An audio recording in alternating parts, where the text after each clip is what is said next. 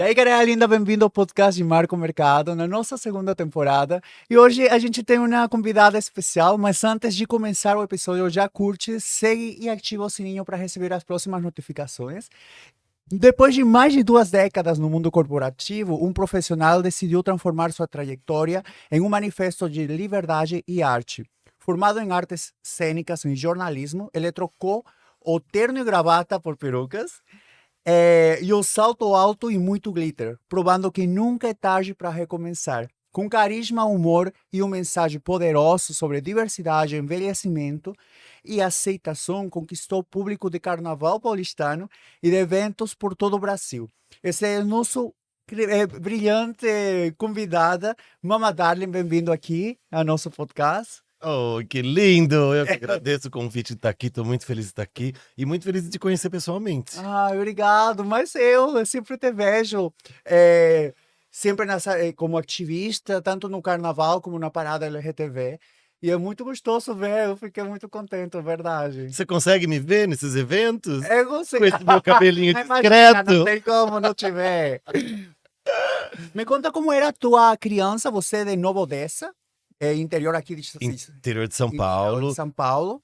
E como foi toda a tua infância até chegar aqui a falar com a gente? Olha, eu tive uma infância muito, muito gostosa, assim. Eu tenho muito orgulho da infância e da criança que eu fui. Sim. É uma cidade pequena. Eu nasci em Campinas, na verdade. Nova Odessa é bem perto de Campinas. Aqui, como Nova Odessa não tinha hospital, eu fui nascer em Campinas, mas só de registro. Mas então, Mas você me criada toda a tua infância a minha lá. vida, foi 2, 3 dias no hospital, já fui para Nova Odessa e lá eu passei a minha infância toda e minha adolescência. E ah, morava muito perto da minha avó e minha mãe. A cidade é do meu pai, na verdade, né? A minha mãe se casou com ele e mudou para a cidade do marido, que geralmente acontece o contrário, né? O marido vai para a cidade da esposa, mas no caso da minha mãe, não. O meu pai, ela que veio morar na cidade do meu pai. Então, morávamos na mesma rua, a casa da minha avó, a casa da minha mãe, e a gente. Eu ficava muito naquela de viver um pouco na casa da avó, um pouco na casa da mãe. Ai, uma delícia. Eu amava isso. Minha avó não era uma avó muito típica vovozinha de bolo, de tricô. Ela era uma empresária, tinha Sim. dona de banca de revista, tinha 2 lojas, numa época teve 2 bancas. Maravilhosa. Ela sabia fazer comida, mas era arroz, feijão e um negocinho, uma mistura. Minha mãe falaria mulher moderna. Ela É, falava que mas ela também odeia se cozinha. pedisse um bolo, sabe o bolo da vovó? Eu não tive o bolo da vovó, mas tinha o bolo da mamãe, que a minha mãe era boleira e fazia salgadinho. Então, assim, era uma maravilha. A gente cresceu com ela fazendo bolo, então era uma coisa linda, assim, quando ela fazia o bolo, cortava aquelas raspas para passar o glacê, aí a gente comia raspa. Depois que fazia o negócio do leite condensado, pedia para lamber a panela. Ai, Aí que ficava tudo. delícia. Então, gente, nós tinha Eu estoque não fiz de muito isso, não. tinha estoque de leite condensado em casa, a gente pegava escondido, ia pro fundo do quintal, pegava um prego e começava a tomar leite condensado direto. Porque via em latão, não era? Não, era uma lata mesmo. Era lata mesmo. E aí você É, fazia. É verdade, eu é. tô lembrando. A Que gente fazia o gostoso. furo e ficava tomando leite condensado. Então foi uma infância Faria 2 muito. furos, não era? Isso. Então um furo só não Não conseguia saía. sair, Aí tinha que fazer dos 2 dois. pra sair o ar. E Nossa, aí. que saudade. Ah, você nem lembra disso, você é novinho, menino. Também. Ah, Também. Ainda tinha a lata, depois que veio em caixa, mas vinha em lata e era verdade. Tem e que foi fazer os 2 engraçado furos. você falar da lata, porque na minha adolescência eu fiz um intercâmbio pros Estados Unidos. Sim. Ganhei uma bolsa de estudo de uma organização que se chamava American Field Service, e eu fui fazer o meu terceiro colegial nos Estados Unidos. E aqueles que você se inscreve, passa, e depois eles escolhem uma família para você morar por um ano. Sim. E eu fui para Califórnia, que eu amei. E na época ainda tinha aquela música do Lulu Santos, Garota, eu vou pra Califórnia, que cantava pra mim. E Foi literalmente. e aí eu levei, imagina, eu tinha 16 anos, mas levei cerveja, levei pó de café. Daqui para lá você levou cerveja? Levei pra. Conseguia? Não, Ah, na mala grande. É. Não, mas naquela época, assim, eu ia passar um ano e outra. Não tinha essas restrições, assim, do que levar. Mas, enfim, levei lata de cerveja, não pra mim, eu nem gostava de cerveja, mas pra dar de presente pra alguém, cerveja brasileira, pó de café, levei essas coisas. E a lata era lata de ferro ainda. E eu me lembro até hoje de dar de presente para um amigo da senhora que me hospedou, que eu chamava de mãe, e ele abriu e era aquela que tinha um anel, assim, que você puxava e saía um negocinho todo da lata. Sim. E ele falou assim, gente, é de ferro. E lá já era lata de alumínio. E isso em 1982, Uau! 83. Eles já tinham lata de alumínio, a gente ainda estava na lata de ferro. E não era época de internet, de telefone, de nada, né? Então, era carta, né? Mandava carta, recebia pacote com revista, tudo depois de 3 meses. Então, enfim, vivi isso. Você ficou um ano lá. nos Fiquei um Estados Unidos. ano, fiz o meu, que seria o equivalente ao terceiro colegial, e foi uma experiência maravilhosa, assim, foi um dos Como foi essa melhores. experiência da... Aqui, quando você tinha 16 anos, como que era a aceitação sobre nossa comunidade e como você viveu a diferença quando esteve lá? Então, ó, mas vamos chegar lá já, porque eu pulei toda a parte da criança, né? Porque o A que gente ficou na comida. foi falar da lata foi pro ferro, do ferro, me perdi. Mas eu era uma criança muito sonhadora, eu gostava de ler, eu lia muito, eu era estudioso, a criança viada, né? Que eu ia bem na É. escola, estudava, gostava de fazer cena, de teatro, essas coisas. Enfim, eu já sabia que eu não era igual ao meu irmão. Eu tenho um irmão, mas somos três, né? Mas eu cresci muito próximo do meu irmão do meio, porque a gente é 2 anos de diferença. Você é o mais novo. Eu sou mais velho, depois tem Tá. esse 2 anos mais novo, e um outro que é quase 10 anos mais novo do que eu. Aí eu já era adolescente quando ele nasceu, né? Quase adolescente, né? Eu já tinha 10 anos, quase 10 anos de idade. Pré-adolescente. Então, mas eu brincava mais com o meu outro irmão, que gostava de bola, que queria ser goleiro, e eu já queria ser ator, eu gostava de brincar de boneca, até brincava, só que assim, meu pai não podia ver, né? Sim. Então eu tinha umas primas, e aí brincando com elas, eu brincava com a boneca, aí de repente do nada vinha alguém, seu pai chegou, e tira a boneca da minha mão. Eu nem entendia, né, aquilo, porque eu era uma criança, sei lá, 7, 8 anos de idade. Eu gostava da boneca, não queria brincar com outra coisa. Ah, E não sabia por que que estava errado, né? Era é, proibido. na adolescência que você vai se dando conta disso, porque aí você já começa a se apaixonar, né? E aí a minha paixão nunca era por uma menina, era sempre por algum menino. E só que não nada era declarado e nem aberto, era tudo platônico e era só na minha cabeça. E tem aquele sofrimento, né? Eu sempre digo nas palestras que eu faço, eu gosto de começar dizendo que criança viada, criança LGBT existe, né? Que não é uma invenção e nem é uma coisa que a criança escolheu, assim, ela nasceu. E esse era eu. Ah, Só que você cresce num mundo totalmente ah, seguindo as regras heterossexuais, e aí você fala onde que eu me encaixo? Primeiro que você não se vê representado em nada, e segundo você não se encaixa em nada. Mas no tempo seu, né? A gente não tinha essa representação audiovisual Não, não para ter. mesmo. Quando E você tinha, nasceu era. em que ano? Eu sou de 65 Então, você e ainda estava na ditadura brasileira, sim, sim, até eu cresci na sua ditadura, adolescência. sim. Não, ixi, o comício das diretas já na Praça da Sé, 84, 85, eu tava lá. Tava lá, direta já. Então eu participei disso tudo, mas a minha infância toda foi durante a ditadura militar, no pré-primário, no dia do soldado, de sair pra rua desfilando, de marcha, soldado, cabeça de. Nossa, essa música também havia aqui. Fazia, se não marchar direito, vai É, preso no quartel. A também tem. gente fazia isso. E mas isso tudo é um sofrimento. Eu sempre digo que sofrimento não tem grau, né? O seu não é maior que o meu, nem o meu é maior que o teu, nem o do outro. Sofrer não é legal. Então não importa o tamanho que seja, mas você tá sofrendo. E isso não é bacana. E eu acho que a forma como eu fui criado, assim, parecia que eu estava errado e eu não podia ser quem eu era. E então aí você sofre, você chora e ainda tem mais a moral religiosa em cima, né? Sou de uma família católica que daqueles assim, tem que fazer primeira comunhão, tem que fazer o catecismo, tem que ir pra igreja todo domingo, mas ninguém ia, né? Só mandavam os filhos. É, Aí os filhos eu iam. sei como é. Eu ia e eu gostava. E como eu lia muito, eu gostava de ler. Eu tinha um livro da minha avó que eu gostava de ler, que era A Vida de Todos os Santos. E aí eu ficava achando que eu podia ser um santo. Ou eu queria ver uma santa, como aquelas crianças que viram Nossa Senhora de Lourdes na gruta. Eu também ficava olhando para o céu, achando que eu ia ver santo. Então eu era uma criança sonhadora, né? Eu assisti Meu Pé de Laranja Lima, que na época eu já tinha lido o livro, mas passou uma novela que era o pé de laranja conversava com o menino conversava com o pé de laranja.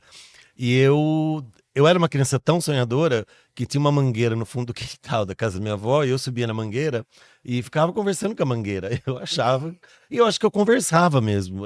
Obviamente que ela não me respondia. Eu tinha teu amigo imaginário, mas não.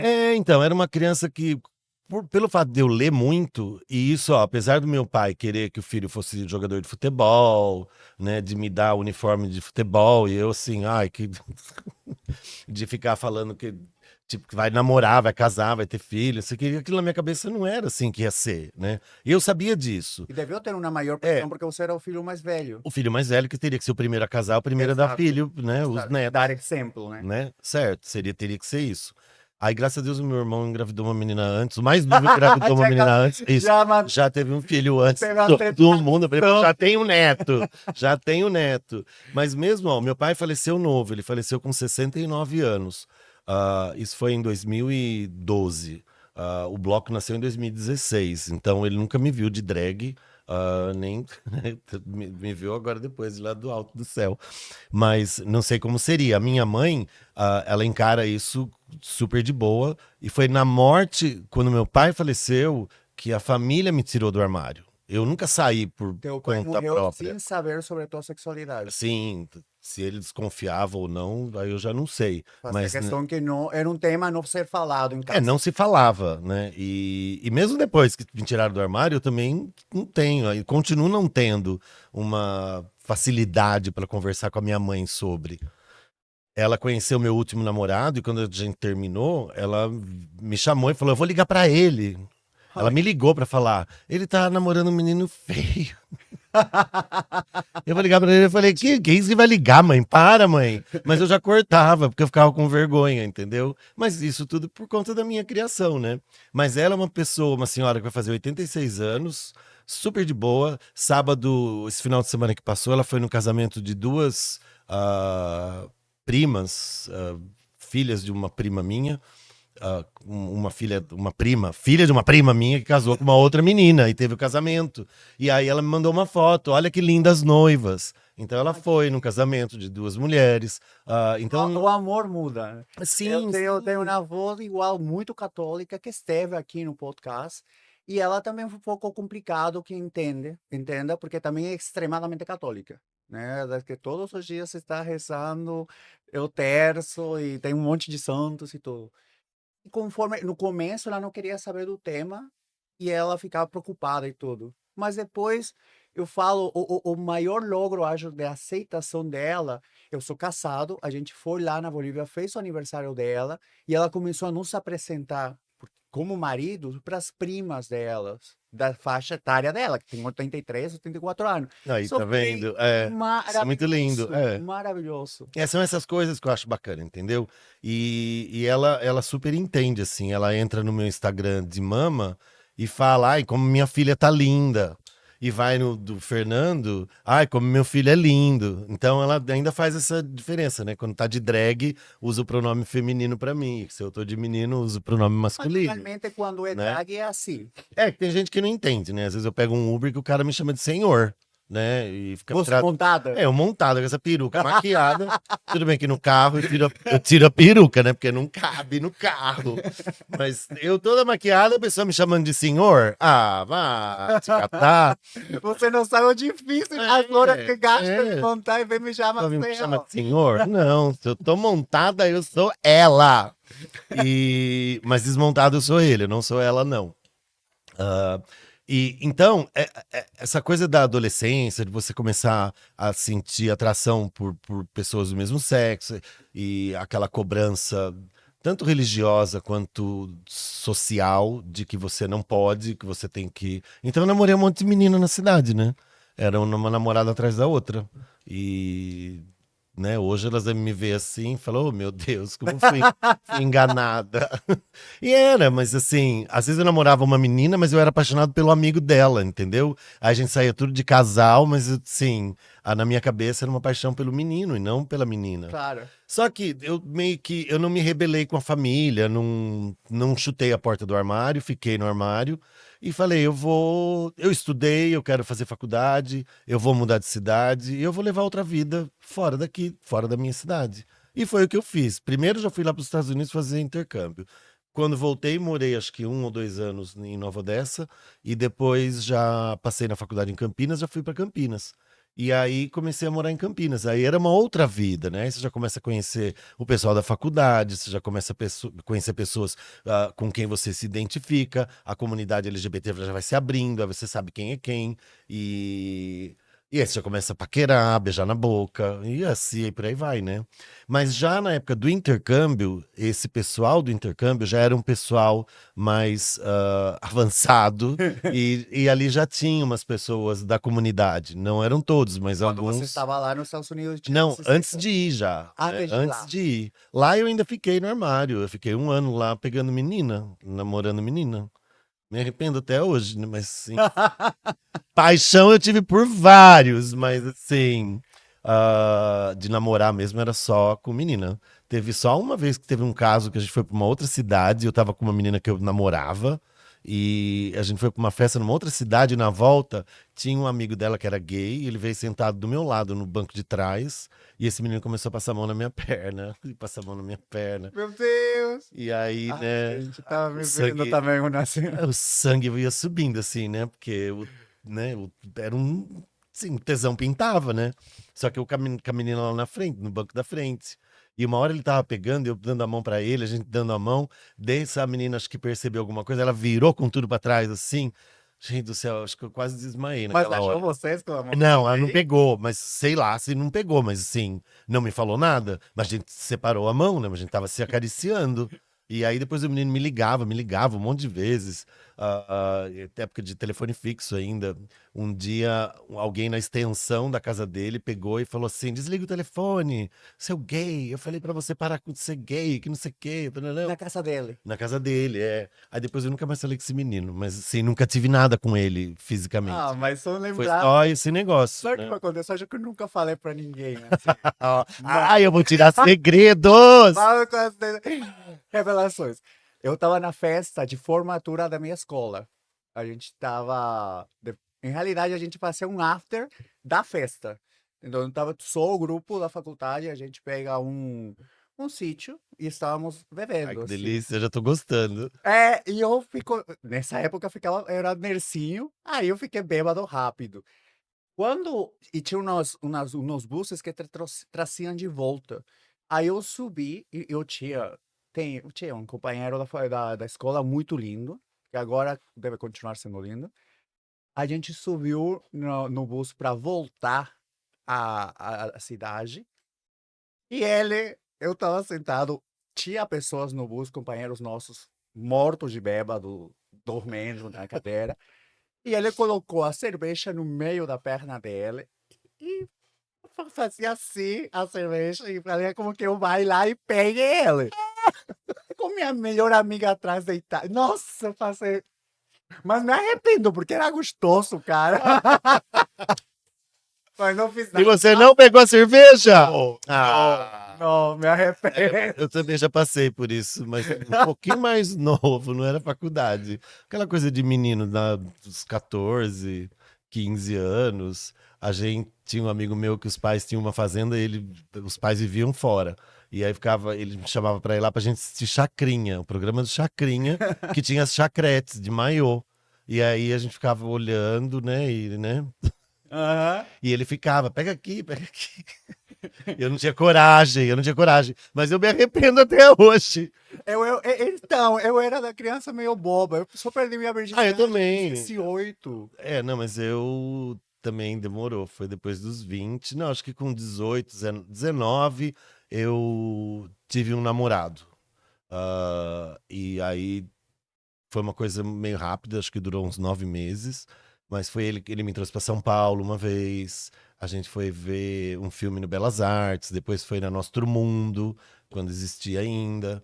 E era o tempo áureo da Nostro Mundo, mais ou menos, essa época. Tinha ainda o troféu Charlie Chaplin que eles entregavam. Então a gente viu o filme e foi para Nostro Mundo. Eu nunca tinha ido numa boate gay. Foi a Ah, primeira como vez. foi a primeira vez Isso sua? foi No com, na acho que parte 19 anos. Não, primeiro que eu já cheguei, tava tendo esse prêmio. E quando a gente chegou e entrou na pista e foi indo em direção ao palco, desce um casal do palco com o troféu Charlie Chaplin que eles tinham recebido e passa pela gente. E era ninguém mais, ninguém menos que Tarcísio Meira e Glória Menezes. Nossa. Aí assim, eu fiquei, gente, fiquei passada, passada. Mas eu não morava em São Paulo, né? Eu só vim a gente veio pra passar esse final de semana, dormiu na casa de um amigo dele. E aí na madrugada, todo mundo no mesmo quarto, o amigo começou meio que também a passar a mão em mim. Aí eu falei, ixi, tá esquisito isso. Mas eu falei, talvez seja essa a vida das gays. Como era afetadas quando você já começou a se descobrir, já começava a sair, já estava mais aceitando de sair de armário? Porque eu, eu acho, por exemplo, quando eu era adolescente, comecei a me entender minha orientação. Eu já tinha computador, mas tinha sites, tipo Manhunt. E aí você falava, e tinha também no Gaydar. Messenger. No Aqui tinha Messenger. Gaydar e Messenger Tinha também. esses grupos, não é? Aí você. Bate-papo UOL. Então, esse era quando eu era mais adolescente. Depois já tinha Grindr, então é a coisa mais fácil. Não, bem mais fácil. Imagina, Muito. na minha época ainda tinha uma história que chamava, não existia computador, mas eu já era, já tinha meus 20 e poucos, eu acho. E tinha o Disque Amizade, que era um telefone Diz que a fixo. amizade. Você discava 145 e ficava conversando com as pessoas. Aí ia entrando gente, saindo gente. E aí ali às vezes tinha umas pegação de conversar, marcar, passar número de telefone, aquelas coisas. Mas você não sabia quem era a pessoa, né? Você Isso tinha eu iria que. falar. E o perigo de que É, seja um. Agora é perigoso, é. até no Grindr, que você vai na casa, Sim, seja um homofóbico e batem você, mata você. Imagina não. nessa época. Porque era pelo telefone, É, né? nem sequer você tem um contato. Então, mas assim, ficava meio que também restrito. Isso era o que a gente diria de, de aplicativo da época, né? Esse negócio do telefone. Mas não era uma coisa que se usava muito, né? E eu, na época, deixa eu só botar um adendo aí, que eu já com. Depois que eu mudei pra Campinas, depois desse namorado que eu tive, eu voltei, eu terminei, comecei a namorar uma menina. Foi a época das diretas já. A gente vinha muito em comício do PT, Sim. em manifestação para diretas já, e eu namorava essa menina. E fazia faculdade de jornalismo. Aí eu terminei com essa menina e acabei começando a namorar um menino. Eu acho que eu tinha uns 21 anos, eu acho. Que fazia Unicamp, fazia Ciências Sociais. Nossa, mas legal. Luiz Henrique, o nome dele. Mas legal, você tinha 21 anos. E aí Valiente nessa eu época, sair fiquei. aos 21. Então, aí eu fiquei 10 anos com ele. Então, toda aquela onda de terror que a minha geração passou com a chegada do HIV, Sim, né? isso iria justamente a perguntar. E eu meio que tava casado, né? Mesmo Quarto casado, seguro, né? Porque mesmo assim mas não. mesmo assim a gente não tinha informação e a gente morria de medo. Para você ter uma ideia, a gente conseguiu ir na Unicamp, no hospital, fazer exame. Quando saiu um exame que detectava alguma coisa que poderia, né, detectar, a gente esperou 3 meses para sair o resultado. Deu medo. Não, 3 meses. Imagina, eu nunca me esqueço. E o meu ex-marido era é uma pessoa inteligente e ele entrou em desespero porque ele usou o barbeador Prestado. do pai dele. E aí Pai ele, dele. porque ele foi pro interior na casa dos pais e usou, e ele depois falou, e agora? Eu me cortei, e se meu pai pegar? E se eu tiver? Ele pegar, e se eu passei pra ele? Olha a neura que a gente começou a viver, porque Ainda não se sabia, né? ninguém sabia nada, e a sociedade começou a bombardear na mídia como a peste gay, né? Então, era única, exclusivamente pessoas gays que iam pegar e eram as únicas que passariam. Então, hoje mesmo ainda vi que o príncipe William estava aqui no Brasil, né? Sim. E uma entrevista que ele deu para o Luciano Huck, acho que domingo, eu vi só um recorte na internet. Ele mostra uma foto da mãe dele visitando uma ONG de crianças. E uma das fotos ganhou o mundo, que é ela com uma criança soropositiva nos braços. Uma criança que. O príncipe? Não, a mãe, a princesa, a Diana. É. Sim. Então foi muito lindo isso, ver, porque ali começou a. Ela começou uma luta ali, ela teve um papel muito importante nisso tudo, de parar com o estigma de que era uma doença altamente contagiosa, que você não podia abraçar, beijar, dar a mão, encostar, nem sequer falar com a pessoa, como se fosse um vírus da gripe, sabe? Então o preconceito era muito pesado, muito forte. Mas essa época toda aí eu passei meio que casado, só que mesmo assim ainda tem, né? A gente casado, mas. Mesmo assim, você pode ter Mas tem, assim. traído. Não, mas às vezes Tá. tem, né? Um banheirão aqui. E aí a gente morria de medo depois que Mas, fazia. assim, eu não consigo imaginar como foi. Eu só consigo imaginar, por exemplo, a pandemia. A gente estava enlouquecido, não sabia o que era esse vírus do Covid. E todo mundo estava criando coisas e não tínhamos falas certas do que era. Então, mas a grande diferença para você, só para você tentar se localizar e tentar se colocar no espaço, a pandemia, o problema que a gente enfrentou foi de pessoas negacionistas, Sim. que eram a favor de aglomeração, e mesmo as que não eram negacionistas declaradamente, ainda iam para as festas clandestinas, sem pensar no próximo, né? Então, Verdade. assim, porque querendo ou não, é um vírus de gripe, né? Esse todo mundo está sujeito. Então, o problema que a gente enfrentou foi o negacionismo de pessoas que não queriam se cuidar e aí colocar em risco outras pessoas.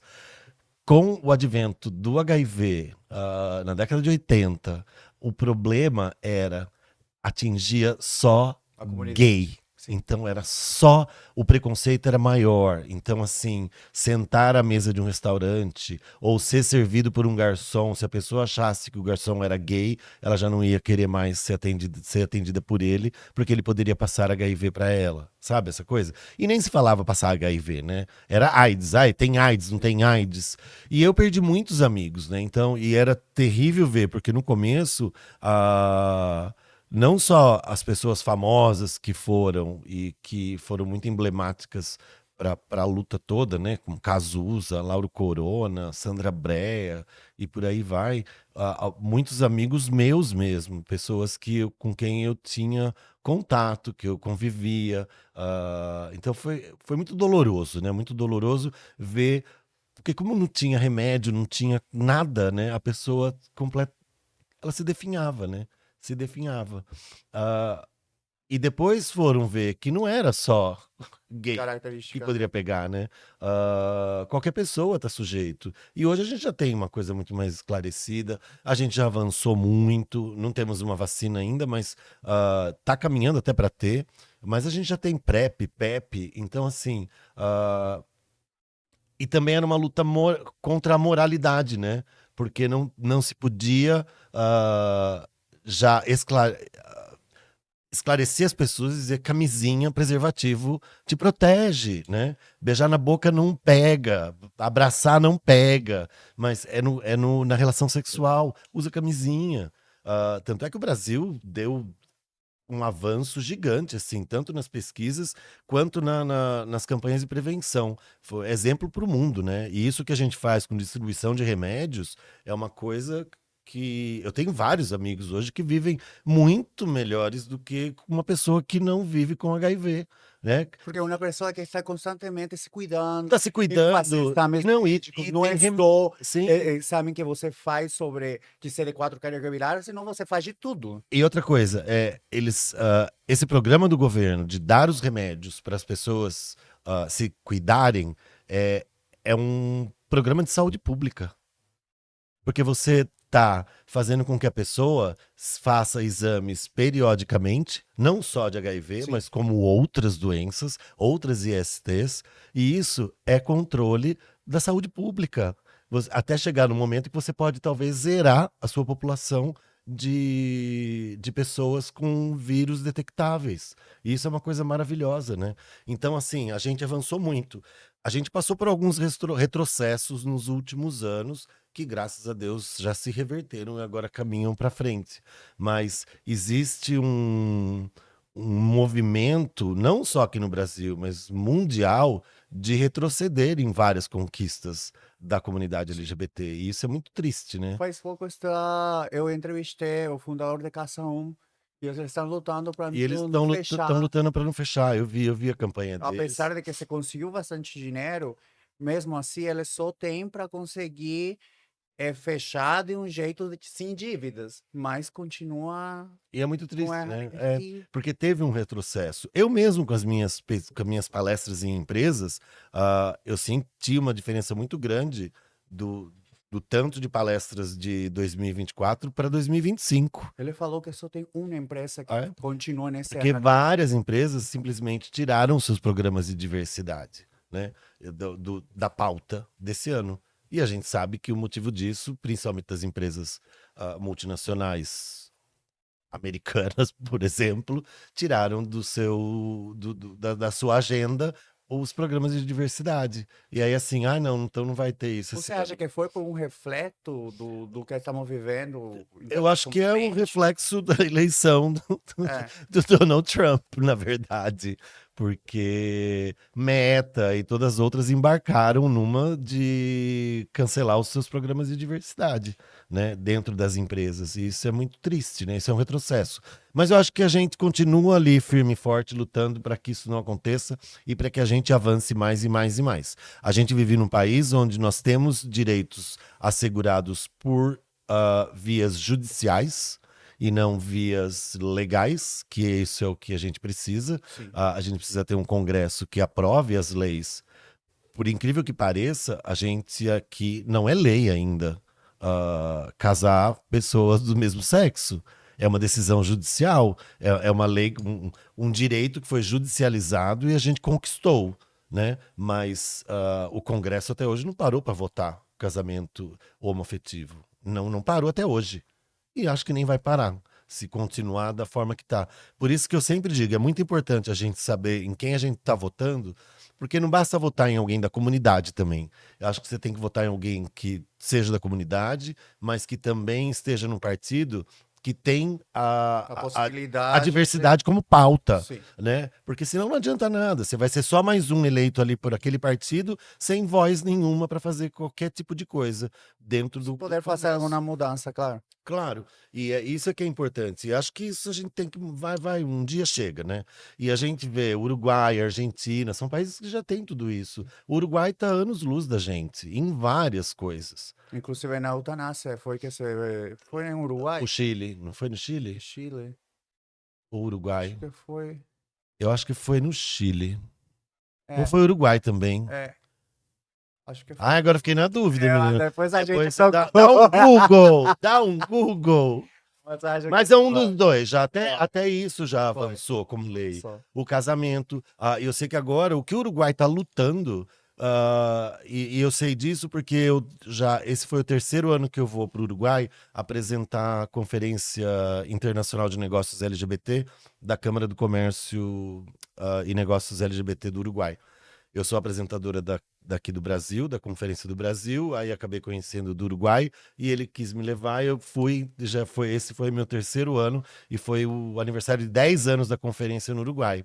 E lá eu sei que a luta agora é para que estrangeiros possam ir E se casar. para o Uruguai se casar lá. E isso é maravilhoso. Por quê? Isso é ser burro? Não, isso é ser inteligente. Você está trazendo turista. Aí o cara vem para casar aqui, ele vai gastar aqui. Então, Mas assim, seria mais por ou que se eu. algo simbólico, né? É, Porque você vai voltar não, para se eu seu voltar para meu país país, e não não. vai. Ou ter o direito de viver lá com outro, mas ser casado e conseguir os seus documentos e ser um cidadão uruguaio. Então você vê como a luta já está mais avançada, né? A gente ainda está esperando que vire uma lei no nosso país. O que a gente teve foi uma decisão judicial. E não, isso já faz muito tempo, foi em 2010, não vou lembrar agora a data certa, mas que é quando a gente celebra o orgulho nacional LGBT. E então a gente tem um longo caminho para ir. E eu sei que dentro do mundo corporativo da onde eu saí, né? Porque a minha drag não nasceu no palco, né? Eu nasci dentro do escritório, na verdade. Sério? É. Você começou, Mama Darling nasceu quando você tinha 50, 51 anos? 51 anos de idade. Ano que vem eu vou fazer 10 anos de drag, que parece que já é bastante. É bastante se eu tivesse 25, né? Mas para quem vai fazer 61, isso significa que eu comecei com 51 anos de Mas idade. como nasceu Mama Darling? Porque eu tive a ideia, eu tinha um namorado 22 anos mais novo que eu. E a gente ficou juntos 8 anos.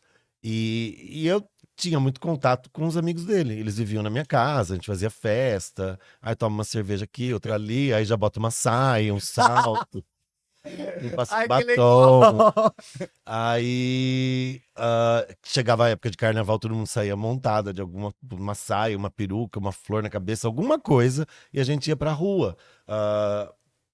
E aí eu comecei a pensar, eu falei, gente, vamos fazer um bloco de carnaval só com os amigos, pra quem. Que a gente não é drag, mas pra quem quer ser drag por um dia.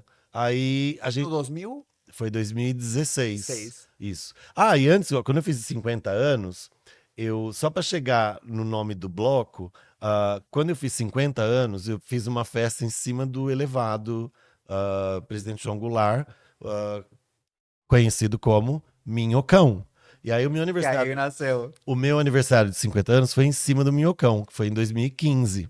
E aí eu levei tenda, fiz uma tenda de som, uma tenda de bar, uma tenda de doação de ração de gato, e levei comida, bebida, as pessoas traziam cerveja, um isopor grande, e fizemos uma festa de aniversário, levou bolo, minha família veio, minha mãe, meus irmãos, minha cunhada, sobrinhada, e foi maravilhoso, assim. Essa época ainda podia fazer isso no Minhocão, tocar música alta e tal. Agora não pode mais, né? Depois faz tempo que não pode mais. E aí, nisso, esse já era o embrião. Eu falei, a gente faz um bloco de carnaval, a gente desfila aqui em cima do Minhocão, porque na época também podia desfilar em cima do Minhocão, hoje não pode mais. A gente nunca desfilou em cima. E a gente vai ser as Minho Queens, as drag Por conta queens do meu. do Ai, Minhocão. que legal. E quando eu falo as drag queens do Minhocão, eles pensam no Minhocão, né? Mas é só as drag queens que desfilam em cima do Minhocão.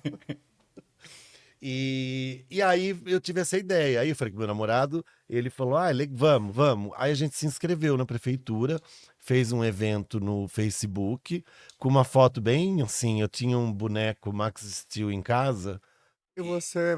e eu pus um colarzinho de pérola nele. Você Fiz montou a Max Steel. Fiz uma sainha de havaiana, assim como se fosse ula-ula.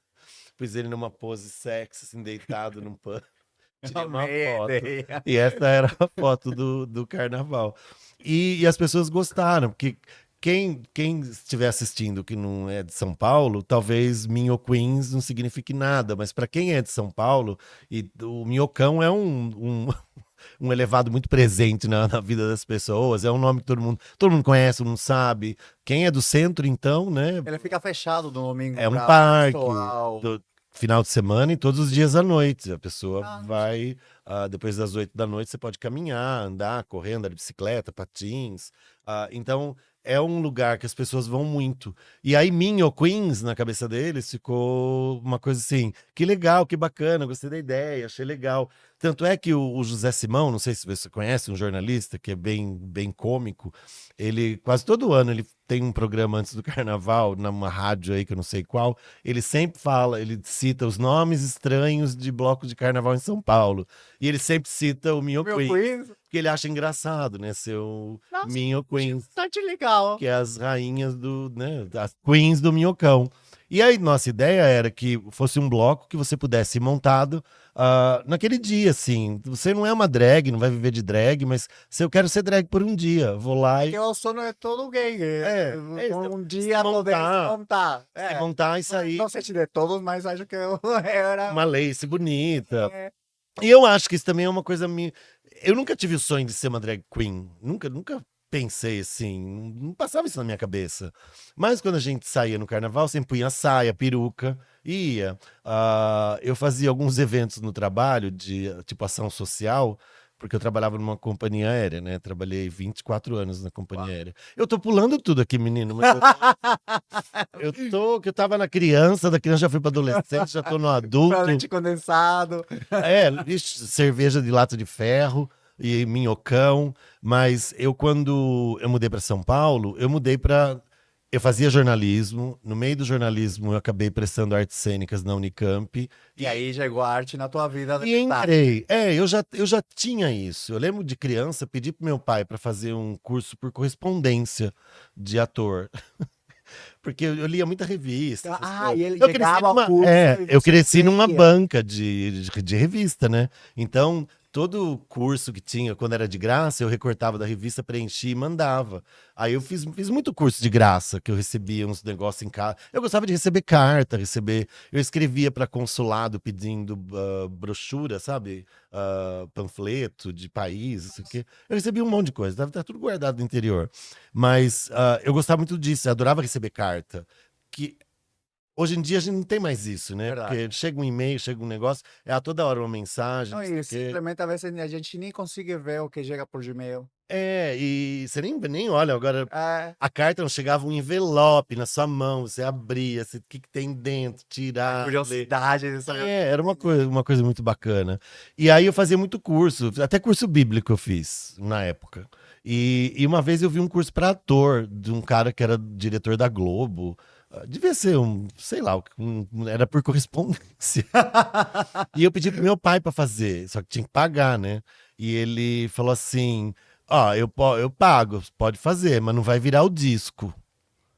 Eu nem entendi o que era. É, Que disco, sabe o que é um disco, né? sim. Toca o lado A e o É lado o B. B. Aí virar o disco era virar viado, entendeu? Né? Aí é que eu também me liguei. Eu falei, Eu tô me lembrando do documentário do. Este artista maravilhoso, o Homem com H, o documentário. sim. Justamente falava, artista é viado. Era um Então, sinônimo. aí eu me dei conta que ser bailarino, ser ator era viado, ser atriz era ser puta. Não sei se pode falar puta, mas já falei. E então, você vê como o preconceito era. E o meu pai era uma pessoa que provavelmente, não sei como ele me aceitaria fazendo uma drag. Não sei qual seria a reação dele. Ele também vai ficando mais velho, de repente, né? Pode ser que ele encarasse de boa. Mas o que eu não nego nunca, e eu sempre gosto de dizer e frisar, ele foi o homem que me pagou todos os livros que eu li na minha vida.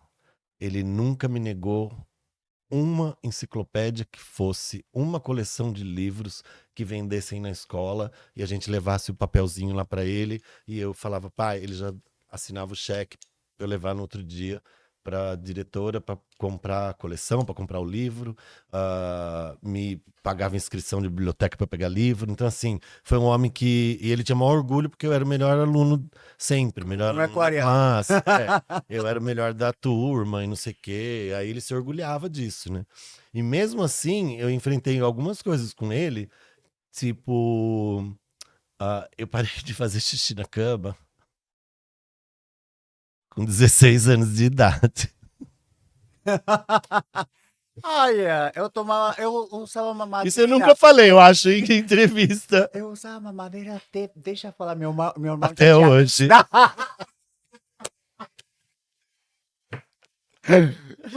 Vamos lá, sim. Mas, não, acho que até meus 10 anos, mais ou menos, nasci meu irmão, estava vivo ainda. É, Foi pra eu chupei início. chupeta até os 7, mas eu parei de fazer xixi na cama quando eu fui para os Estados Unidos.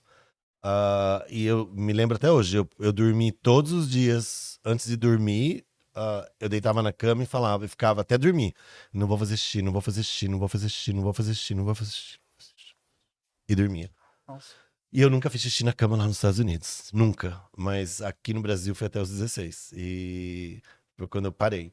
E às vezes, eu nunca esqueço, meu pai era dia de prova, assim, ele me chamava, me acordava, que eu tinha que ir pra escola, não sei o quê. Ó, tem prova não sei do quê. E se não tirar 10, eu vou lá amanhã falar pra todo mundo que E você você fazia fez xixi seu na xixi. cama. Acho que por isso que eu ia bem. Mas, e quando eu dormia na casa de amigo? Eu tinha um amigo meu, que é amigo meu até hoje. É meu amigo de vida, assim. Ele é de maio, eu sou de fevereiro, ele é de maio. E ele mora lá no interior agora, mas ele, quando a gente era criança, ele morava aqui em São Paulo. E a família era de lá, mas ele ia todo final de semana. De eu ficar esperando ele chegar, sabe, pra gente brincar e tal. E às vezes eu vinha passar o final de semana na casa dele. Uma vez eu vim e eu fiz xixi na cama. E Dele. eu nunca me esqueço que era um quarto. Na época tava na moda fazer quarto de alvenaria e tinha o colchão em cima do negócio de cimento, assim. Não era um colchão normal. E eu, Estragou? quando eu acordei, provavelmente, sei lá o que a mulher fez com o colchão, né? Mas quando eu acordei, aí, e pra sair da cama e falar, que quando você vê, você já fez.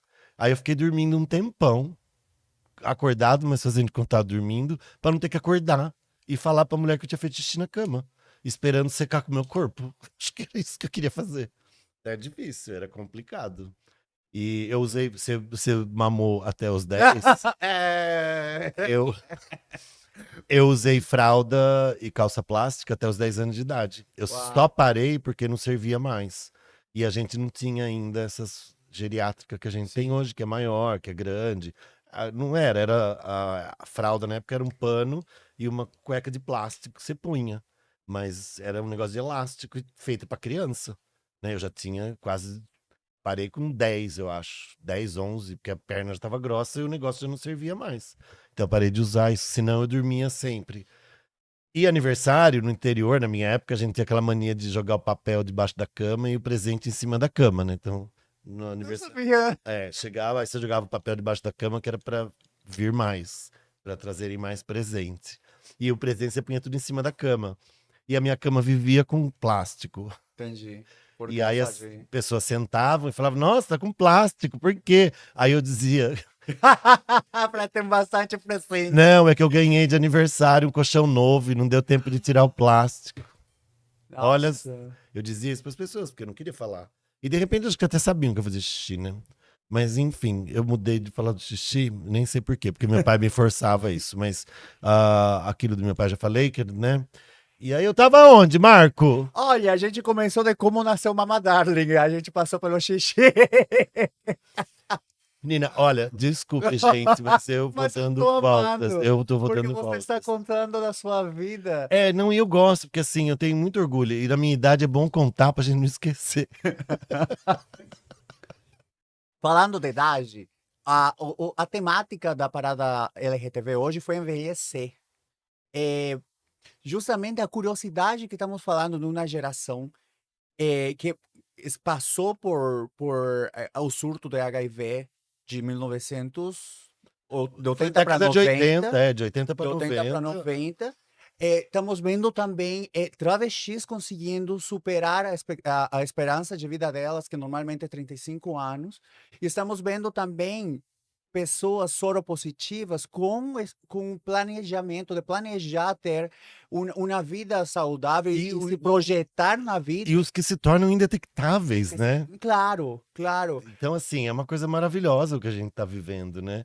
Ah, Só que eu achei muito importante a parada tocar nesse tema, porque querendo ou não, a gente vai envelhecendo e a gente vai sofrendo um processo de invisibilização, né? Sim.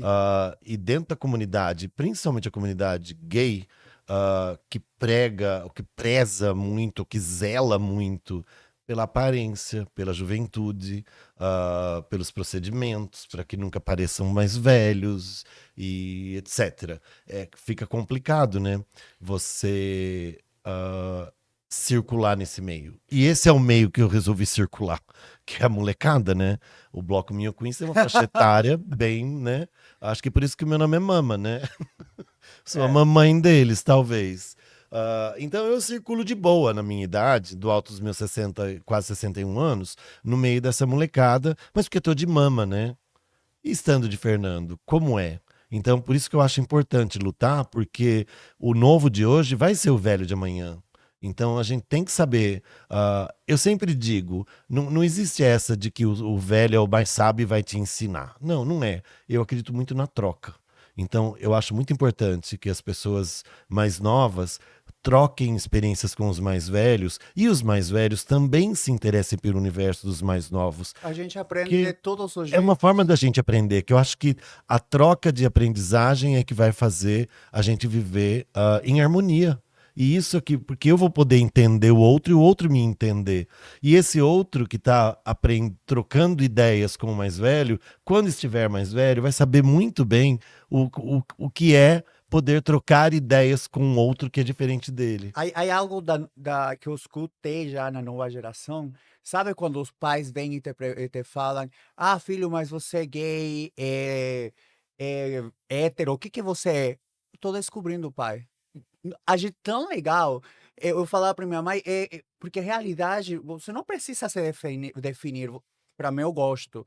Entendeu? Eu não gostaria precisar falar, sabe que, mãe, eu sou gay, porque gosto disso, gosto disso. Nenhum hétero precisa se reafirmar ou precisa falar, "Ah, eu Não sou", mesmo. E é isso que eles entendeu? não conseguem entender quando se faz a velha piada horrorosa. Mas não tem dia do orgulho hétero. Porque eles não conseguem Não entender. precisaram. Então, eles não conseguem entender o porquê existe o dia do orgulho LGBTQIA+, né? Ah, porque simplesmente, pra gente, é motivo de orgulho quando a gente é capaz de ser quem a gente é, sem ter que ser aquilo que querem que a gente seja. Então, assim, eu tenho que ter muito orgulho disso, porque para isso eu tive que lutar. Eu tive que ir contra algumas coisas, contra algumas pessoas, contra certos preceitos já, ou conceitos já pré-definidos, nos quais eu não me via e não me encaixava e não me enquadrava. Então, eu tenho que celebrar esse orgulho se eu conseguir passar por isso. Assim como a gente vê uma travesti que passa dos 35 e que comemora esse aniversário com muito mais orgulho do que uma mulher cis que completa 35. Porque tem uma diferença gigante aí, abissal, entre a expectativa de vida de uma e da outra. E são duas pessoas, seres humanos, que vivem no mesmo planeta, né? E uma é morta só porque é quem é. Tudo bem que a mulher também é, porque ser mulher, né? A gente tem casos de feminicídio hoje em dia, que é uma coisa terrível e o Brasil continua a ser o país que mais mata Estava LGBT vendo no por, acho mundo. que Acho que é o 10 anos 15º, 16º ano, alguma coisa assim, consecutivo. consecutivo. Só que quando a gente fala mais mata LGBT, é o que mais mata trans e travesti. Sim. E ao mesmo tempo, olha a hipocrisia, é o país que mais consome pornografia trans. Então vai entender. Por isso é importante o que você falou, esse intercâmbio de gerações. Meu marido mais velho, por exemplo, e ele faz questão de falar, ele é meu marido, eu tô casado. E eu não faço tanta questão, porque acho que para mim eu já tive e teve maior referência. Quando ele me falou que se assumiu, quando ele começou a descobrir sua sexualidade, ele me falou, porque ele tem 62. Ai, que lindo, você gosta de mais velho. Ai, agora eu tive esperança na vida. Eu sou casado há 6 anos. Que Então, lindo. ele me falou, eu achava que eu era o único no planeta, que não existia mais. Então, para ele existe essa necessidade de falar, ele é meu marido. E uma vez minha avó, essa que eu te falei, me falou, ai, você vai nos Estados Unidos, vai ver até o pai, porque a gente tem tentando ter uma relação depois de bastante tempo. E ele e minha mãe falou, ai, não precisa falar que é teu marido. Eu falei, eu não faço questão, mas meu marido sim. E mientras E ele tá faça certo, né? questão, eu vou falar, é meu marido, porque ele Claro. demorou muito tempo para conseguir viver Ele é da isso. minha geração, né? Então, É, então, o importante é isso, a gente vê o que outras gerações passaram para apreciar o que temos agora e lutar para não mudar no futuro, para não perdermos o que para já não foi perder o que conquistado foi e conquistado. conquistar mais, Exato. entendeu?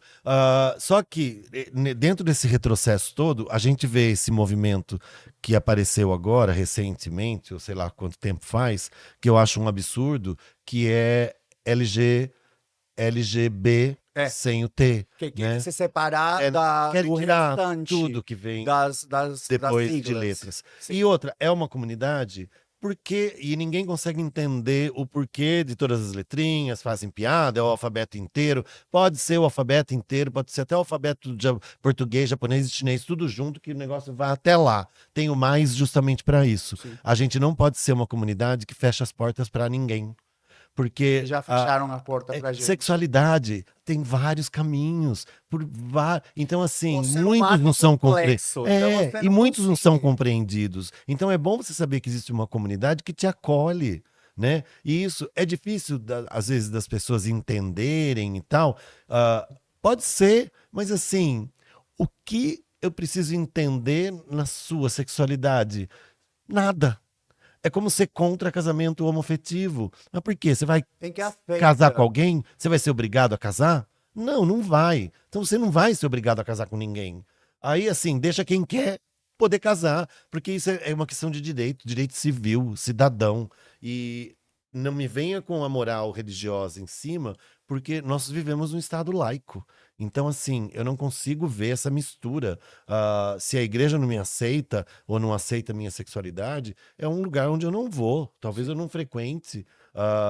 Ou tenha uma religião de uma outra forma, do jeito que eu quiser, do jeito que for pra mim, do jeito que me encaixa. Mas isso é meu, não interessa mais ninguém. Então, assim, eu não consigo ver quem luta ferrenhamente contra esses direitos que a gente tem que ter. Mas é que só ouvindo as justificativas que eles colocam, são meio irracionais e em fundamentos. Não, sempre porque é sempre, geralmente é religiosa, né? É, Então acho complicado. Por isso eu acho lindo ver o seu marido de 62 anos fazer questão sim. de mostrar e dizer pra todo mundo, porque ele deve ter orgulho danado desse homem lindo que ele é, né?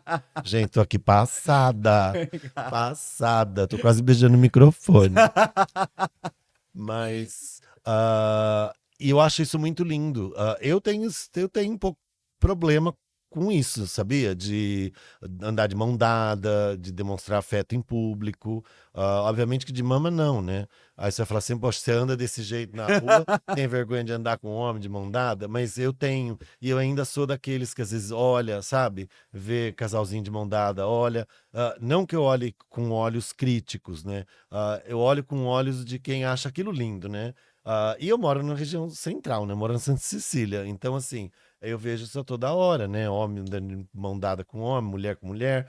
E eu acho isso lindo, porque isso era uma coisa inimaginável Sim. na minha época e na minha E que adolescência. não tem idade para viver. É. Então, é gostoso ver a ele como agora está conseguindo. Estão andando livremente na Exato. rua, com direito E de viver isso comigo Cê- também. Isso é quem eles são, que eu acho que isso, a gente é uma coisa que a gente não precisa se moldar a ser outra, porque a sociedade diz que temos que ser assim. Não, não é. Pra você ter uma ideia, na minha adolescência, esse pessoal do intercâmbio que eu conhecia, que era o comitê lá da cidade do interior e tal, eu tinha pessoas com uma cabeça tão avançada, com ideias mais progressistas, que me abriram os olhos para muita coisa, que eu tenho um amigo que é hétero, casado, tem filho, nunca foi gay, e não virou gay também, porque andava com gay. Não existe isso. Tem uma Não, de criança, ele ia pra boate gay comigo. Fica lá um bêbado até cair, a gente jamais se ele via ele beijando um outro homem, tentando. E todo mundo se respeitando. Claro, Quem está seguro da sua sexualidade vai onde seja que não vai mudar. sim, e esse meu amigo, o Dudu, na época, isso década de 80, ele era mais novo, é mais novo que eu o encontrei uma vez numa loja, numa cidade vizinha minha, que eu trabalhava lá, que é americana, e encontrei com ele num calçadão, em frente a uma loja que a família toda comprava sapato, né? Era onde eu comprava sapato, era uma loja, a dona era amiga da família. E eu encontrei com ele na rua, ele era meio bicho grilo, usava umas bolsas de couro, bata, calça rasgada. E ele me encontrou e me deu um selinho. Menino, eu corei de vermelho. Depois eu fiquei me remoendo. Se alguém da loja tinha visto, ia falar pra minha família que eu tinha dado um beijo na boca de um menino. Olha isso que loucura. Mas até eu entender isso depois que, olha, é um menino que não é gay, te deu um selinho, é só uma demonstração de afeto, de amigo, né? Não tem. O argentino, não sei se na Bolívia é assim, mas argentino beija no rosto, o Uruguai também, eles dão beijo no rosto. Eu acho isso lindo. E a gente cresceu, eu pelo menos cresci numa sociedade tão machista que homem não podia dar beijo no homem, mal se abraçava. Sim. E quando se abraça, Com o rosto afastado um do outro. sabe o que é? Medo. Medo do quê? Não é?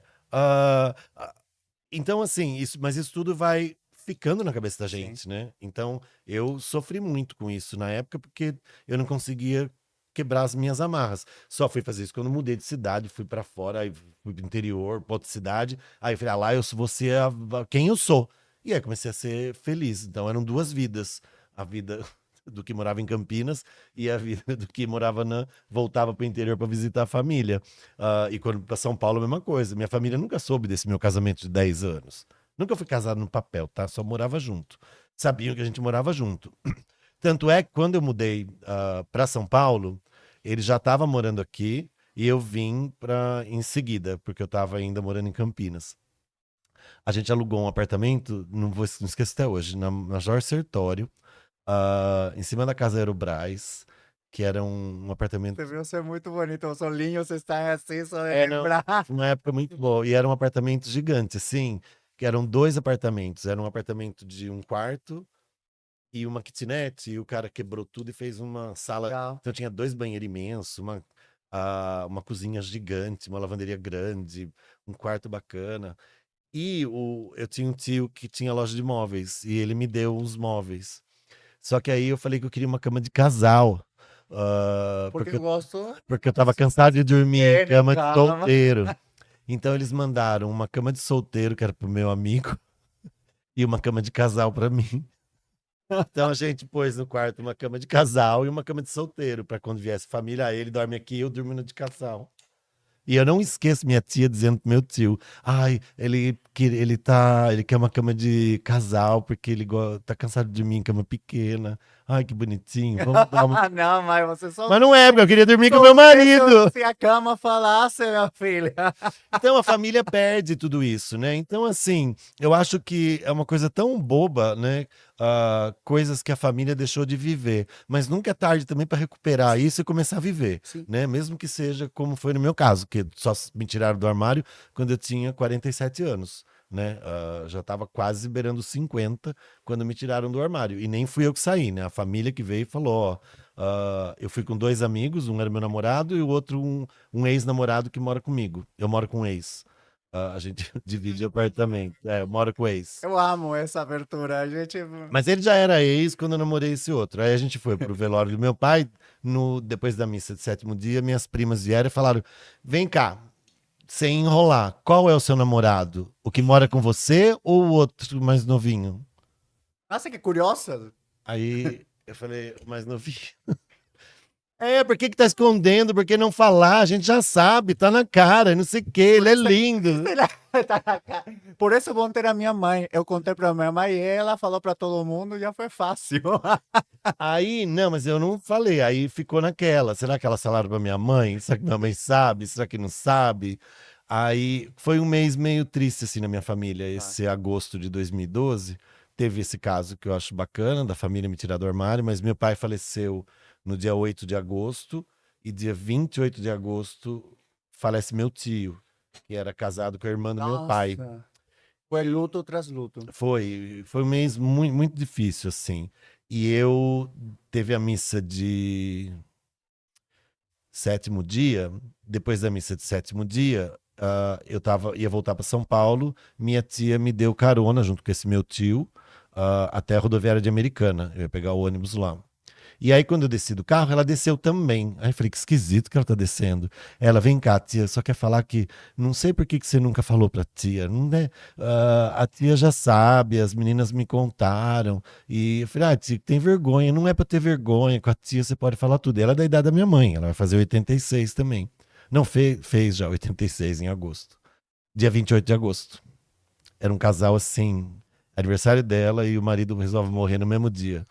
E ela se despediu de mim, e me despedi do meu tio, porque eles iam fazer um cruzeiro na Europa, na França. E ele faleceu na França, no navio. No Então navio. foi um Uau. transtorno. E aí, aquela coisa, quando você morre no exterior, né? Pra poder trazer o corpo. Embalsamar, tem que trazer. Primeiro que ele estava no navio, tem que chamar uma lancha para levar ele para o hospital. Deus, Depois que no hospital, ficou traumático. internado no hospital, aí não conseguiram, aí no hospital ele faleceu, e depois trazer para cá. Aí minha tia voltou antes, eu ainda trabalhava no aeroporto, fui esperá-la. ah, e aí ficar esperando o corpo chegar. Então, era um velório assim de muitos dias, né? Porque leva uns 15, 20 dias até o corpo chegar. Então foi um mês muito triste. Ah, mas eu só queria contar isso, porque foi nessa ida até a rodoviária que minha tia, de 80, né, na época eu não sei quantos anos ela tinha, mas hoje tem 86, vir falar pra mim, a tia já sabe, não precisa esconder, não precisa ter vergonha. E isso eu acho muito lindo, né? Ah, Quando contei para minha mãe, sempre repito, mas acho que foi uma fala muito bonita. E ela me falou, filho, tá, tudo bem, eu vou sempre te amar. Sempre tenta. A discriminação muitas vezes começa com você mesmo. Então, sinta-se orgulhoso do que você é, porque assim você vai conseguir enfrentar o mundo. Porque o maior medo dela, porque eu era nercinho, não bebia, era que eu poderia sofrer, ficar mais exposto a sofrer. Então, eu gostei muito dessa. foi maravilhosa, eu só ia aqui, ó. Minha mãe é. Só é o- milhões pra ela. Porque realmente, e assim, ela tem completa razão, mais completa razão. Por isso, justamente por isso, a gente tem o dia do orgulho, né? Que é pra gente se orgulhar de quem a gente é. Porque se a gente sente vergonha e vive envergonhado, a gente nunca vai deixar o nosso verdadeiro eu sair, né? A minha vida como ator mesmo, eu vim de Campinas pra cá pra tentar a carreira de ator, mas precisava trabalhar, né, para me manter. E aí foi quando eu consegui um emprego numa companhia aérea. Aí eu falei, quer saber? O gay já tá fora do armário, né? Tô em São Paulo.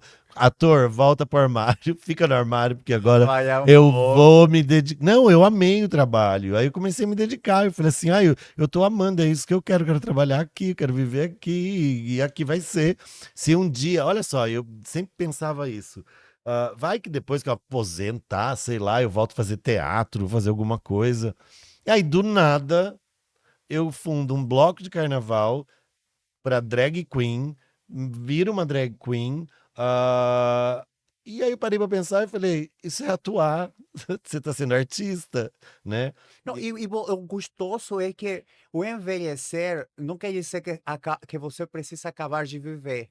Você pode se reinventar sempre, né? Sempre. Reinvenção, essa é a palavra. Eu acho isso muito bacana. Tudo bem que eu passei algum tempo levando as duas coisas, né? O bloco e a empresa. Então, eu até ganhei uma visibilidade maior como o executivo que virou drag, mais do que como a drag queen do bloco. Às vezes tinha gente que nem sabia que eu era a fundadora do Minho Queens, mas sabia que eu era o cara que trabalhava na American e que de dia usava terno e de noite peruca, né? De dia sou um, de noite sou outro.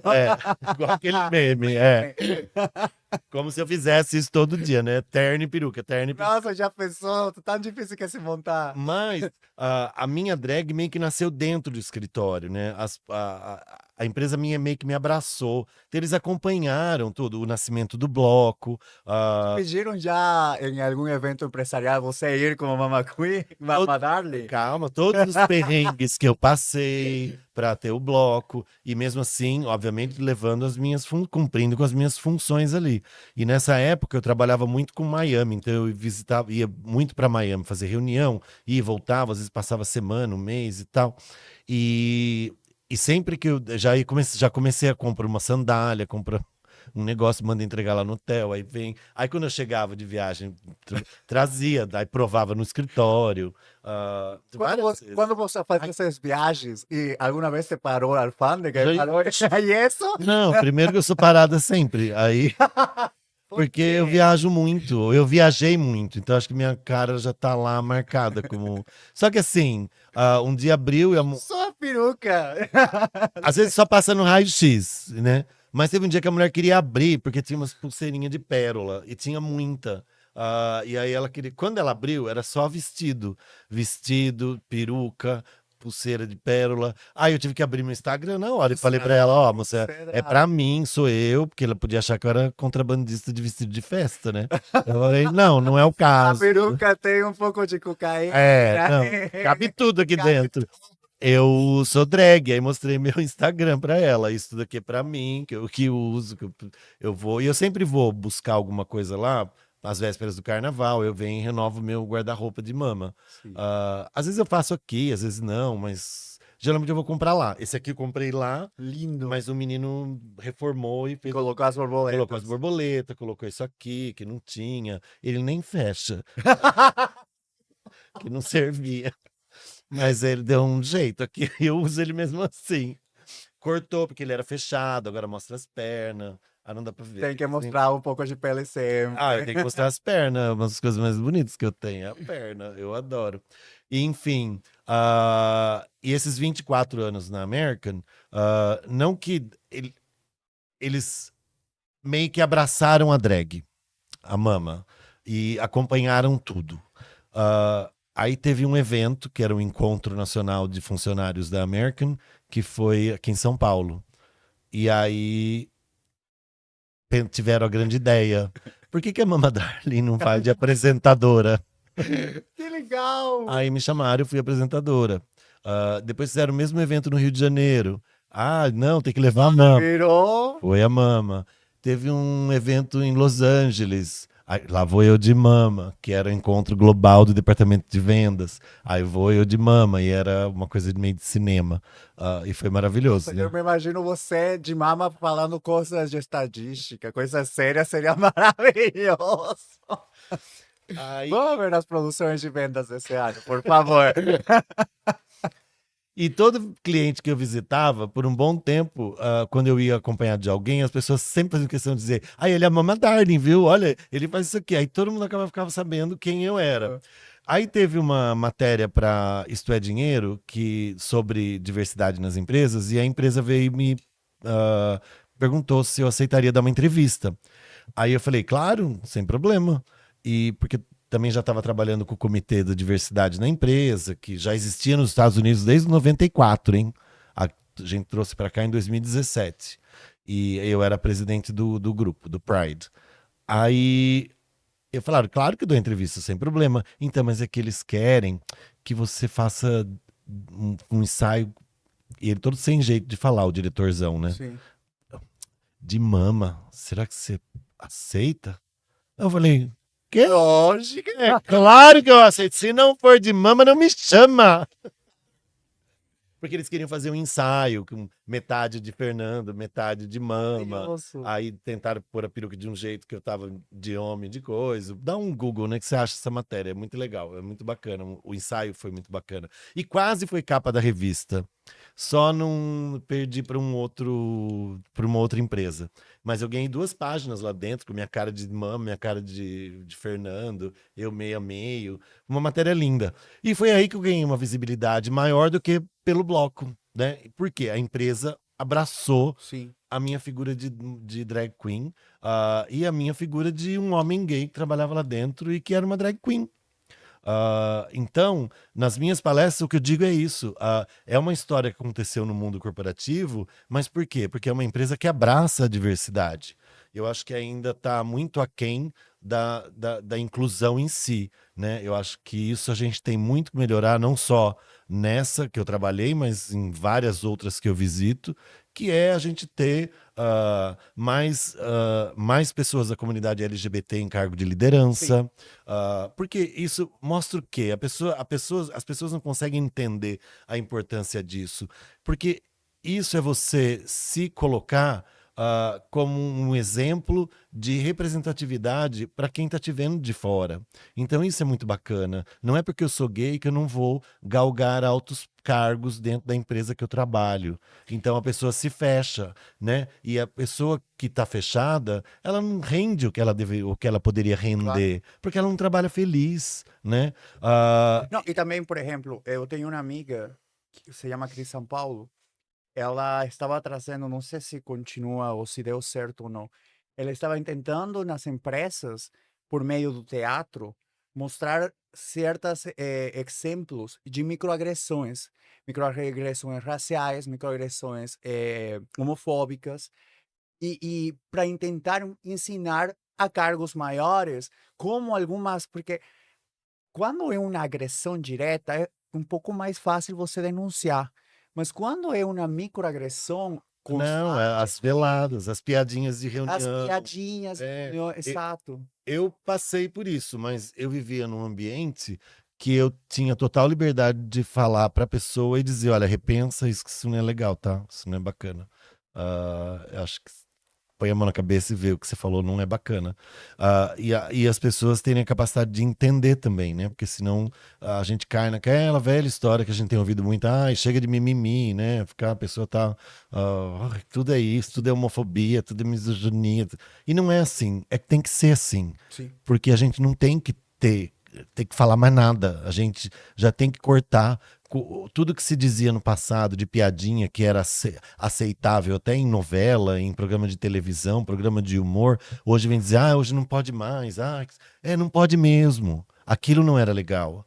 E a gente quer ser legal. A gente não nasceu para ser chato. A gente Acho nasceu para ser louco. bacana, né? E deixar o outro ser feliz. Então, E assim, essas coisas, em verdade, afetam a outra pessoa. afetam, Por exemplo, claro. viver para lá, para ferir a outra pessoa não é. Ó, eu sou do Não é carnaval, né? Anos atrás, a gente teve uma grande celeuma sobre as marchinhas antigas de carnaval, que eram racistas, eram homofóbicas, e na cabeça de algumas pessoas, ai, que mal faz a cabeleira do Zezé, não, ai, que mal faz, como a cor não pega mulata, o chamar de mulata, e etc. Pega, pega. Eu sempre vivi dentro do carnaval na minha cidade. Os meus pais eram dono de bloco de carnaval. então... E, saiu de lá. e aí eu, na época, isso era adolescência, infância, adolescência, e a gente até tinha o bloco dos adultos e o bloco das crianças.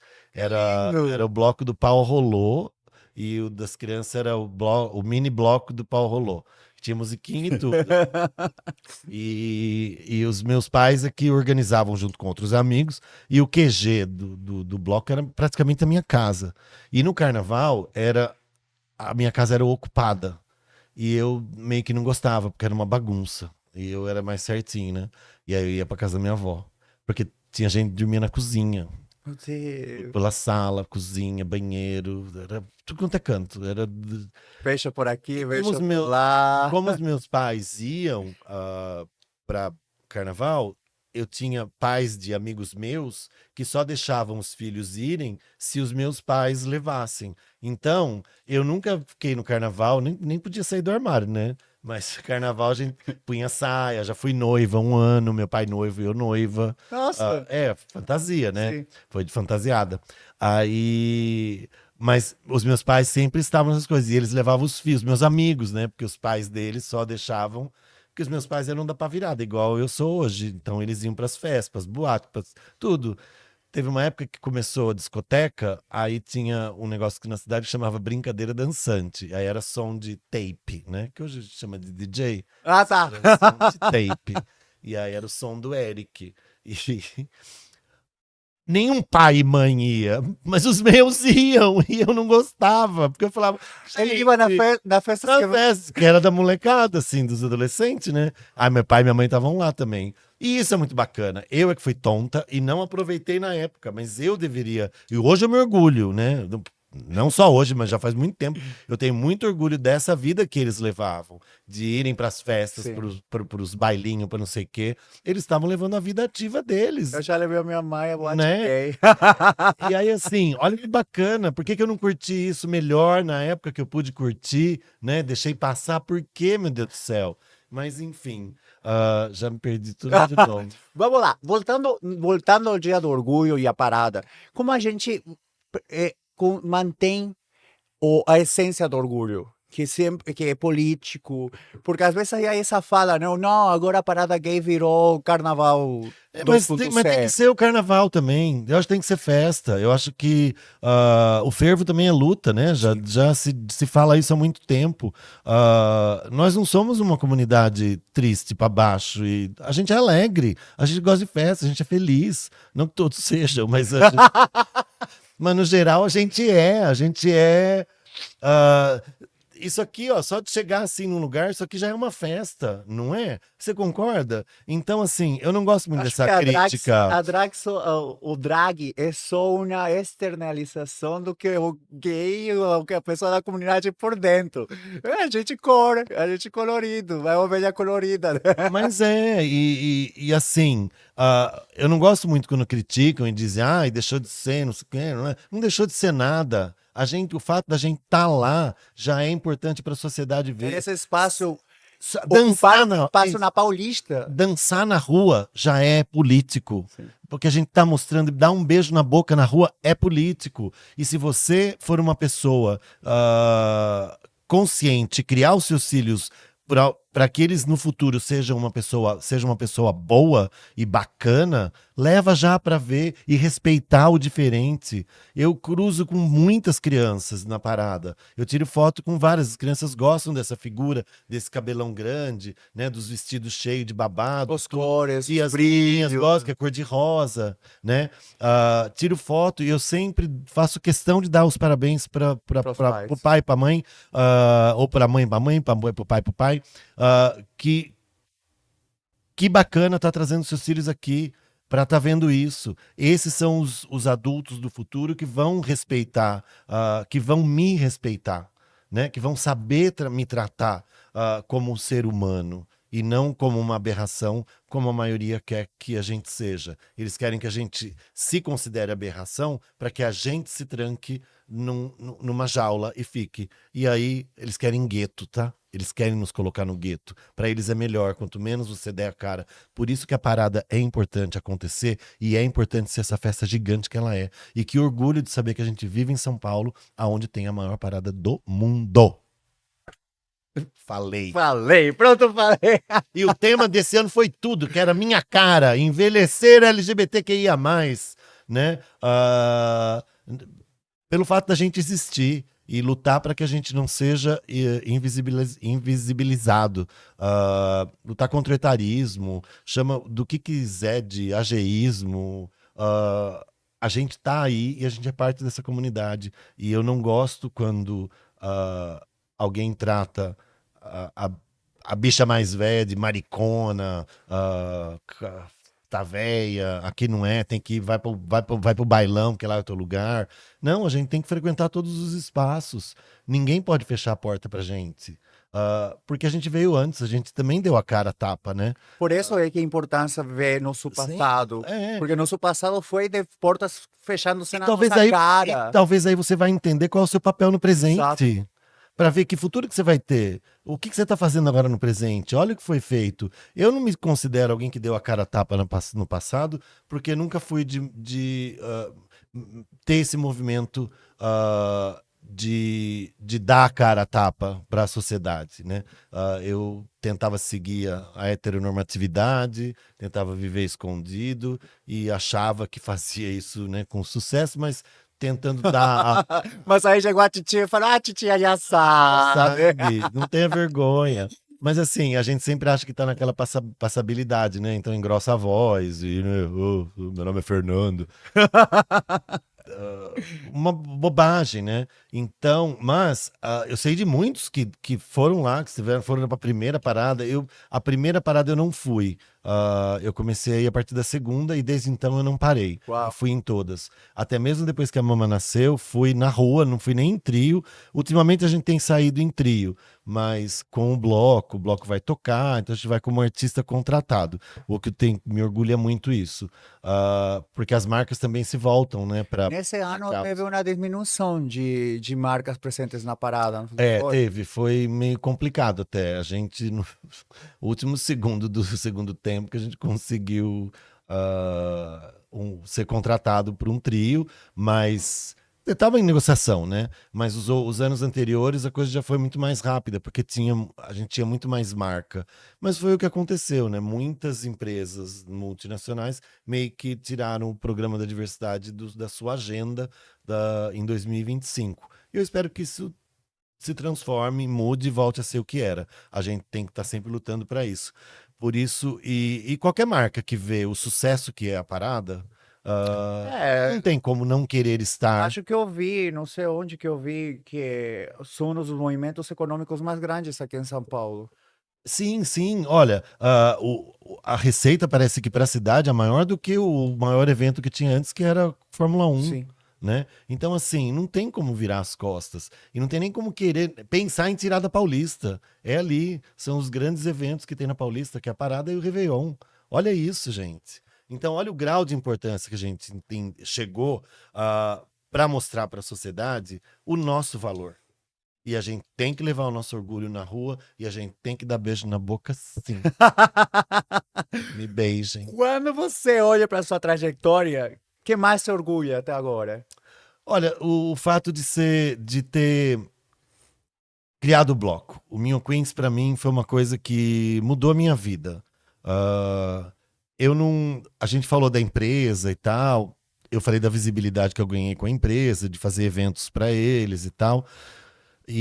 Mas não foi uma coisa também que eu decidi, ai, chega, não vai. É que veio a pandemia, né? Sim. E na pandemia, eu acho que todo mundo ficou meio doido também, né? E o setor aéreo foi altamente afetado. E aí eu estava numa empresa que já não voava, que ficou sem voar de março a outubro, né? A minha outra função era festa, que Que também também fechou. deixava de ter, mas eu trabalhava num setor que quem tinha menos tempo de casa tinha 15 anos.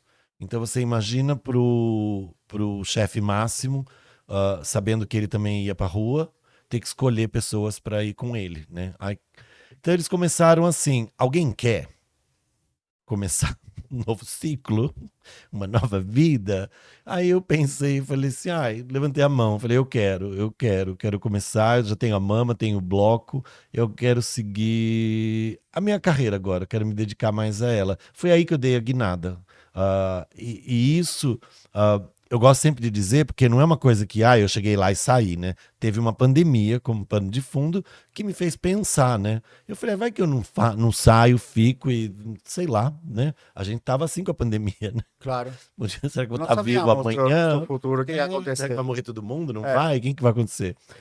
Então eu falei, acho que tá na hora. Aí aquele menino que largou o teatro e falou, quem sabe quando eu aposentar. Voltou a Né? renascer. E veio e falou, chegou a hora. Então, ter fundado um bloco de carnaval e o que o bloco virou para o carnaval paulistano, isso para mim é um sentimento que me deixa emocionada de lembrar do primeiro ano, como foi. Aquele caminhãozinho pequenininho de teto azul, a bagunça que tava, porque a gente não tinha corda, não tinha nada. Todo mundo subia e descia do caminhão a hora que quisesse. Eu com a minha peruquinha, que era bem menor que essa, não era desse tamanho, ela cresceu depois. O meu vestidinho de crochê. E a alegria das pessoas, né? E o sucesso que foi o bloco. E o quão grande ele se tornou para o carnaval, né? Hoje é um dos maiores blocos LGBTQIA+ em São Paulo. Tá com o seu nome cravado no carnaval da cidade. Você está deixando um legado. E isso eu acho muito, muito lindo e me deixa muito orgulhosa. E toda a trajetória da Mama, né? Como a Mama veio. E com 51 anos de idade, eu não sabia nem fazer uma maquiagem. Continuo não sabendo também, porque não é o que... Mas eu acho que essa é a cara da Mama, essa é a maquiagem que eu melhorei bastante, viu, do que eu fazia no começo. No começo eu pago o blush meu era 2 bolas, que assim, então era uma coisa bem, bem feia. Mas também eu acho que é a cara da minha personagem. E esse cabelo cresceu do jeito que eu queria que crescesse, esse grande algodão doce, aí os vestidos todos com muito tule, que é o que eu gosto. E tudo que a Mama já me proporcionou como Fernando, é uma coisa que eu fico assim orgulhosa dela. O primeiro fato é, ela tirou o ator do armário. Isso eu já sou muito grata à arte drag. Depois, eu já passei por programa de TV, já conheci, fui pra cama com a Anitta, a louca. Não que eu dormi com a Anitta, mas eu fiz uma sessão de fotos com ela numa cama de hotel, tudo pela American Airlines. Ela foi fazer uma foto pra capa da revista de bordo, e aí a American adorava a Mama. Ai, tem que levar a Mama pra conhecer a Anitta, tem que levar a Mama. E a Anitta aceitou me conhecer, aí fui lá, aí fiz foto e tal, foi maravilhoso. Então foram coisas que eu vivi. Tô numa série da Netflix com a Gloria Groove e a Alexa Twister, que também, Eu entrevistei a Alexa. para mim, é uma coisa de muito orgulho ter estado ao lado dessas deusas, né? E aí, assim, não tem como negar que tudo isso só aconteceu porque a Mama nasceu, né? E aí o Fernando é muito grato a ela, muito grato a ela. E assim como a Mama é grata ao Fernando, porque se não fosse o Fernando, a Mama não estava aqui. E o gostoso é ver como a arte drag está entrando em campos que nunca se pensou de imaginar. Eu nasci assim, né? Eu nasci dentro de uma empresa. É. Eu não nasci na boate. Começaram a me conhecer como o executivo que virou drag. Fui fazer show de palco, assim, bem depois, porque antes eu só apresentava o Mio Queens, mas a minha história era outra. E a minha drag é chamada para falar em empresas. E aí eu acho que isso também deu pontapé para que outras drags fossem chamadas para participar de empresa. Não sei se sou precursor ou não, porque eu não quero pegar esse título, que acho que não, acho que outras já faziam isso, mas às vezes iam lá só para fazer uma apresentação, uma performance e tal. Mas não, hoje elas são chamadas para falar de vivência, falar como é ser LGBT, como é a arte drag dentro do mundo, como tudo funciona, e isso é muito bacana. Quando eu vou para uma empresa, eu não só estou levando a minha vivência, a minha experiência profissional, mas eu estou levando a drag queen lá para dentro, né? É pegar um CEO engravatado, todo engessado, e fazer ele desabar num sorriso lindo e meigo quando conversa com a Mama. E isso para mim é maravilhoso, porque ele vai começar a entender como funciona tá numa empresa diversa, né? E ele, como líder, tem um papel super importante. Ele não precisa ser gay, ele tem que ser aliado, né? E os aliados são muito importantes. E quando você vai para uma empresa, geralmente é isso que funciona. Eu fui uma vez na Câmara do Comércio do Rio falar sobre a minha trajetória toda, fui de Fernando, de terno e tal. No dia seguinte eu recebi um e-mail de uma pessoa que falou: olha, depois que eu ouvi toda a sua história, eu voltei para o trabalho, saí do armário para toda a empresa, falei para todos eles que eu já era casado há 35 anos ou 30 anos, uma coisa assim, e eu nunca tinha me aberto para ninguém. E hoje, além de ter falado para todo mundo, vou formalizar meu casamento, vou pedir os benefícios que meu marido tem direito de ter da empresa, e tudo isso eu só fiz porque eu ouvi a sua história. Você foi a inspiração para mim. Que lindo. E eu não tinha noção de que eu podia inspirar pessoas. Então, o que eu posso me orgulhar, eu acho que acima de qualquer coisa que eu tenha dito aqui agora, é poder ser inspiração para o outro. Acho que é isso. Eu te agradeço muito, muito. Eu já muito, tô Mama. agora. Eu sou uma manteiga, viu? Você para, menino. Para, porque pra ela chorar não precisa muita coisa. Eu sou um pouco chorão também. Mama, qual é a tua mensagem para as pessoas que querem se reinventar,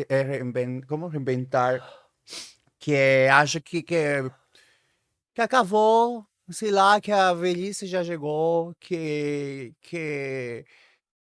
fala, será que eu faço essa outra coisa que eu desejei tanto, sendo que já tenho uma idade?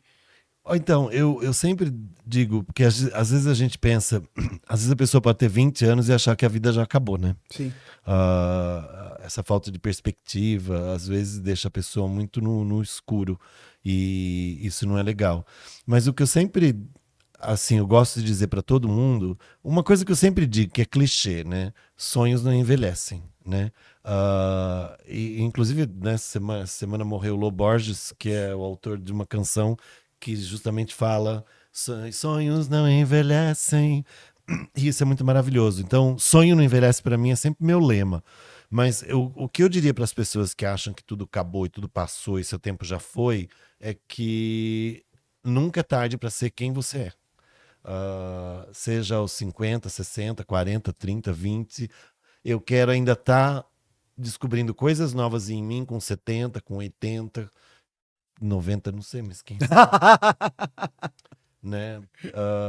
Mas eu quero sempre estar buscando alguma coisa, porque isso tudo faz parte da felicidade da gente, né? E eu acho que a gente nasceu para brilhar e não para morrer de fome. Então, eu quero ver gente brilhando. E trouxe meu brilho aqui hoje um pouco para você. Mama, eu te agradeço muito por estar Eu que te aqui de agradeço, coração. menino. Ele... Você, além de lindo, namora um homem de 62. Me fez não perder a esperança de encontrar um lindo desse. Esse é o meu presente para você. Ô, meu amor, Para você lembrar obrigada. da gente. Posso bater? Pode, com certeza. Tem que tirar o... Tem elástico? Não, não tem. Pode bater. Nossa! Tá, meu bem, vamos bater aqui agora. Qual que é essa aqui? Essa é sua. Vou bater na minha. Marco Mercado. Obrigado de coração. Eu que agradeço, meu amor. Eu amei esse papo. Parecia que eu tava em casa. Eu Só gostei. faltou a cervejinha. Verdade. Então, galera, não se esqueça de curtir, comentar, compartilhar nossos conteúdos e ativar o sininho para não perder as próximas notificações. Um beijo.